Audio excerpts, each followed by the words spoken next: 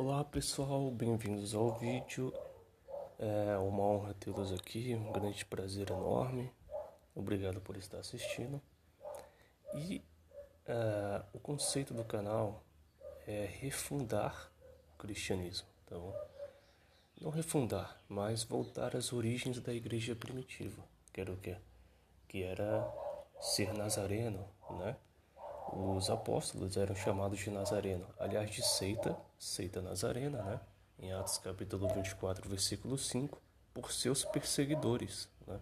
Ou seja, pelos judeus, seguidores da Torá e da lei mosaica. Então, de certa forma, era uma espécie de honra, já que ao ser perseguido, significava que você realmente estava seguindo as boas novas e o verdadeiro evangelho, tá?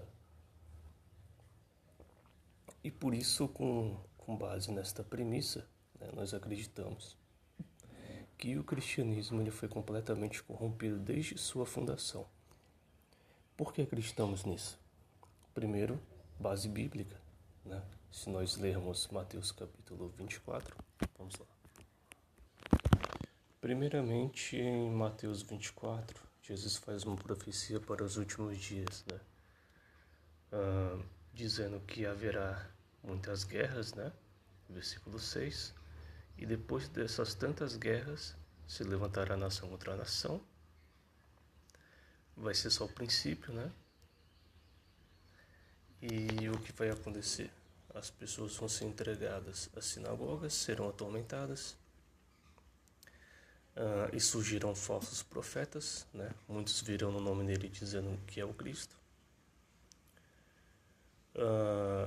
E aí no versículo 13 diz, aquele que perseverar até o fim será salvo. E aí versículo 14 é o principal para fundamentar a nossa crença, né? E este evangelho do reino será pregado em todo o mundo, em testemunho a todas as nações. Então verá o fim, tá vendo? Chegamos ao fim por acaso. Nós temos aí 1700 anos, né? Agora nós temos que se ater à história também, né? Eu vou misturar um pouco de história para fundamentar ainda mais a nossa questão, né? Em 1700 anos nós temos séculos aí de profecias do fim do mundo. Nós temos mais de 33 mil denominações, né? Apenas no cristianismo.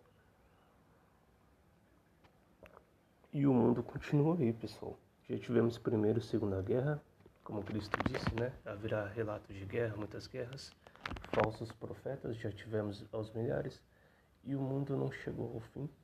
Portanto, nós sabemos que esse evangelho que está aí, abraâmico, de todas as religiões, ele já foi pregado em toda a terra habitada, e há muito tempo, não é de hoje, né? Ainda mais com o advento da internet, né? Nos tempos aí, desde 1980 para trás, internet, né? O advento dela. Então veja que não pode se tratar da doutrina cristã, né? Porque se fosse, o fim já teria chegado. E outro texto que nós usamos também como base, que corrobora com Mateus 24, é o 2 Tessalonicenses, capítulo 2, como vamos ver aqui, versículo 7, no qual é dito que a operação do engano já operava desde os tempos dos apóstolos, tá? Que Satanás, ele já se assentava no templo de Deus desde aqueles tempos. Vamos verificar aqui. Como sabemos, o capítulo 2 ele vem falando exatamente sobre o ministério da injustiça, né, e do engano. Então, capítulo 2, versículo 7. Porque já o ministério da justiça opera, ou seja, já estava operando na época ali que ele estava escrevendo, tá bom? Ou seja, não significa que não estava antes, né? Nós acreditamos que no Antigo Testamento já estava e continuou, né? Já estava, então ele está relatando que já estava operando ali atualmente com ele, ou seja, antes dele relatar, já estava acontecendo, né? Somente há um que agora retém até que do meio seja tirado. É versículo 8. Então será revelado o iníquo, tá vendo? Então só depois, somente com o evangelho e as boas novas, seria revelado o iníquo. A quem o Senhor desfazerá pelo sopro da sua boca e aniquilará pelo esplendor da sua vinda. A este cuja vinda é segundo a eficácia de Satanás, com todo poder e sinais de prodígio de mentira, e com todo o engano da injustiça, para os que perecem, porque não receberam o amor da verdade para se salvarem.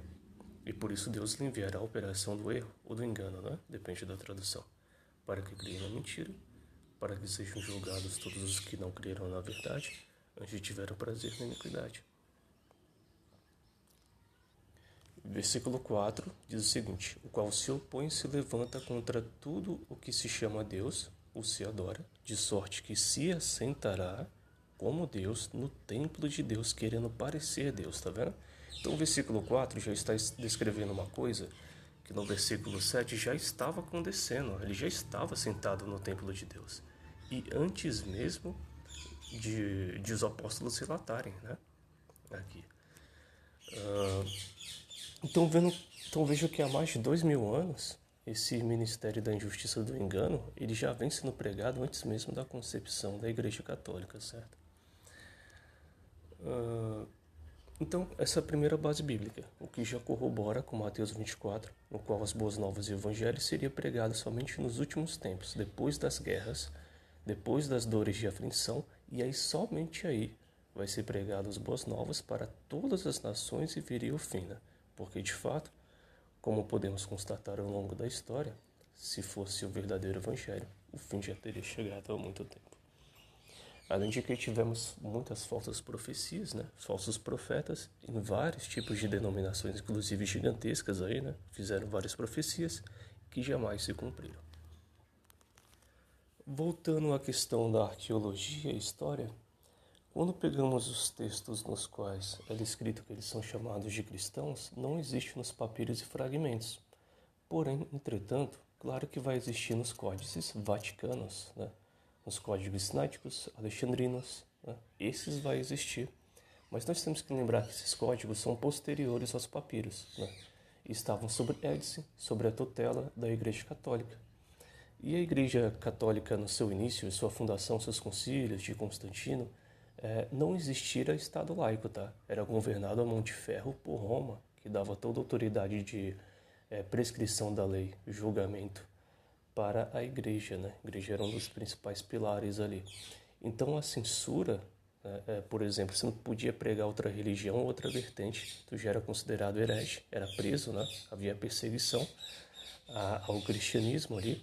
Eles extinguiram todos os outros tipos de variações de comunidades, de igreja que haviam ali, né? Basicamente censuraram, e só a única doutrina que você poderia aprender seria a doutrina que a igreja repassasse, tá? Caso contrário, haveria aquelas abominações como máquinas de tortura, houve a caça às bruxas. Apesar de haver um questionamento muito grande sobre isso, a igreja, além de prescrever as leis, legislar, ela também as executava, tá? Ela fazia, as pessoas levavam a julgamento e ela era o carrasco, não só o juiz, mas também o carrasco.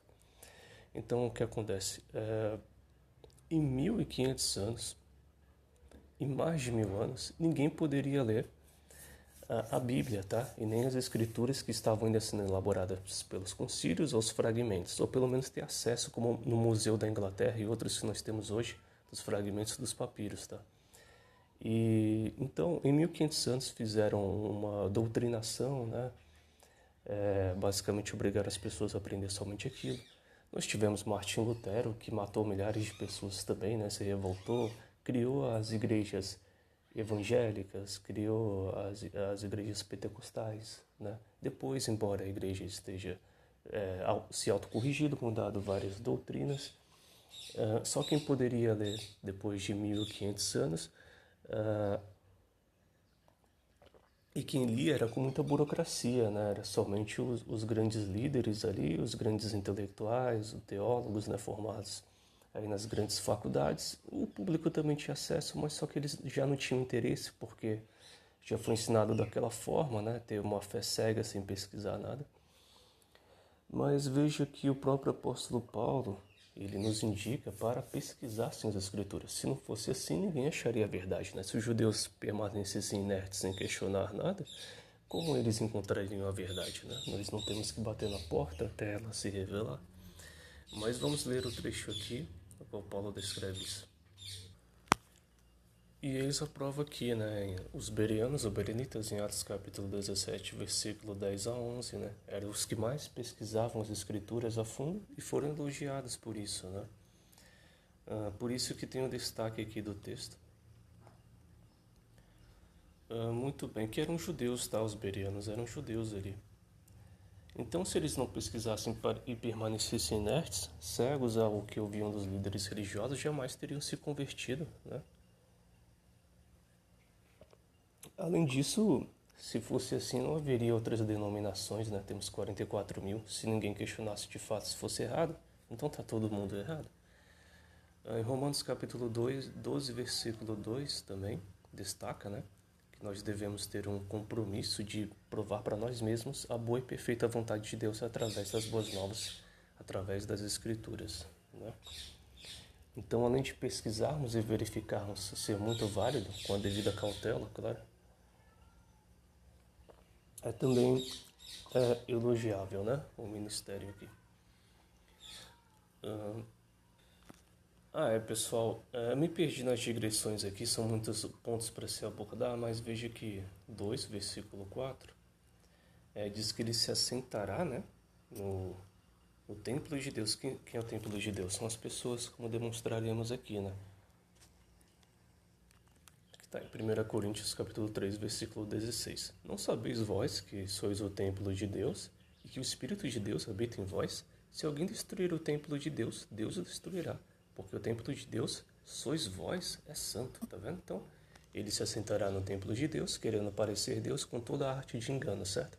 Isso ocorre antes mesmo do relato dos apóstolos ali, porque já estava em vigor, ou seja, anteriormente já estava ocorrendo a operação. Então, pessoal, outra crença dos nazarenos, né, esse nome simbólico, do qual utilizamos para fundamentar um princípio, né, uma igreja primitiva, que seria o original, que seria a coisa mais próxima ali, ou de fato o alto evangelho, né, as boas novas. Também acredita, temos crença que o Deus do Antigo Testamento não é o mesmo Deus do Novo, por causa da parábola dos lavradores maus do trigo e do joio, qual dito que o Pai ele arrenda o mundo para os lavradores e se ausenta, né? Não vou ler aqui, mas só para fundamentar, tá, as questões. E para o vídeo não ficar muito extenso também, eu vou demonstrar aqui um dos primeiros pontos de diferenciação fundamental. Em Deuteronômio no capítulo 6, por exemplo, em Êxodo capítulo 13, vocês podem verificar na Bíblia de vocês que o sinal na mão e na testa é dado por Javé, tá? O Deus do Antigo Testamento, do qual é dito que é o Pai de Jesus Cristo, né? Mas como demonstraremos aqui, este sinal que está descrito por tantos textos, né, como aliança, como pacto, do mesmo Deus do Egito, é o mesmo sinal de Apocalipse da besta, né? E aí muitas religiões vão interpretar da seguinte forma: mas Deus também dá na mão e na testa. Não, porque em Apocalipse é dito que Deus dá somente o seu nome na testa dos escolhidos. Ele não dá na testa e na mão em Apocalipse, tá? Então, se fosse o mesmo Deus, ele teria que dar o mesmo sinal na testa e na mão em Apocalipse. Mas não, ele só dá somente na testa, o que seria, em tese, o verdadeiro Deus, né? E aí tá os textos de apoio demonstrando isso, né? E eu estou utilizando somente para fundamentar. Claro que temos outros textos e questões gigantescas aí para abordar aqui. Este é um vídeo apenas de introdução, né?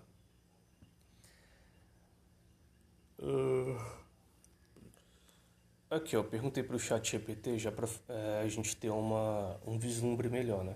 Você está correto em observar que Apocalipse é o sinal de Deus é mencionado apenas como sendo na testa, enquanto o sinal do inimigo, da besta, é descrito como na mão direita e na testa.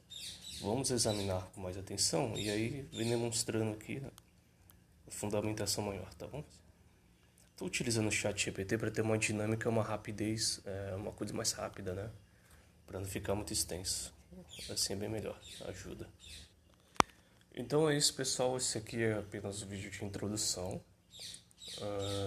E vamos terminando por aqui. Muito obrigado por assistir e até a próxima, se Deus quiser.